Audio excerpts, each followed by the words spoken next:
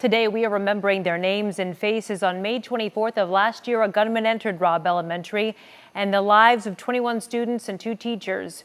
19 students and 2 teachers were lost. It's a day we will never forget. Today, President Biden plans to honor those victims in a ceremony at the White House. Now, this is families are still searching for answers 1 year later.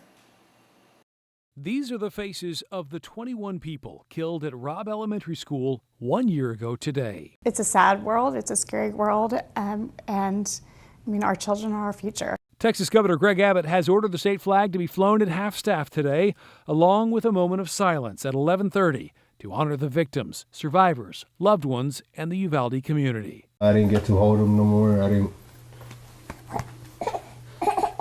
didn't get to see him no more. The families of these victims demanding accountability for the failed police response that day. In a year's time, they still don't have answers to simple questions that they should have gotten. I mean, I'm the mayor. I've been 1 year. I haven't got one briefing from anybody from day one.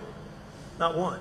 A year ago, President Joe Biden and the First Lady visiting Robb Elementary after the shooting. Today, the president will speak about that tragedy from the White House. You know, guns is certainly an epidemic in this country. It's the #1 killer of our kids in America, and the president's going to continue to ask Congress to take more action. The Gun Violence Archive shows there have been 238 mass shootings in the U.S. so far this year, with nearly 17,000 total gun violence deaths. That includes the 8 lives lost May 6th at an outlet mall in Allen. Over the past 365 days, the families of the Uvalde victims have pushed for stricter gun laws in the state. It's something we've covered a lot here on WFAA. Chris Sadeghi is with us this morning on what's being done in Austin. Since that shooting, Chris, this has been a big topic during the session. Yes, Kara, and even though the legislature has not passed any meaningful reform on gun control, there have been some changes in the 1 year since the Uvalde shooting.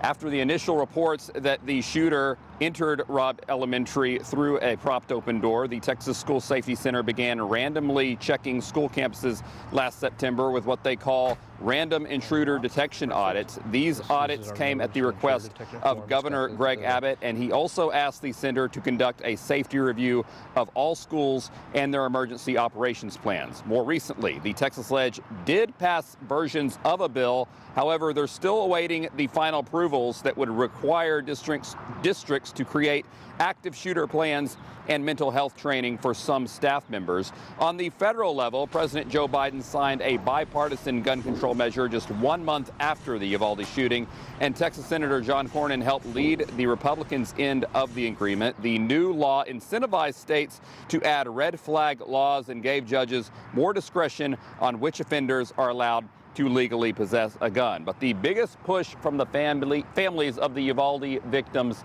failed in this legislative session. That was the push to have the required age to purchase semi-automatic weapons increased from the age of 18 to the age of 21.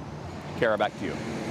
All right, Chris, thank you for the update. We do hope you'll join us tonight for a special here, Uvalde to Allen. When will it stop? It's a conversation about what's being done to stop mass shootings in Texas, the solutions and the reality. That's at 10:30 tonight. The special will be immediately available on WFAA Plus after it airs.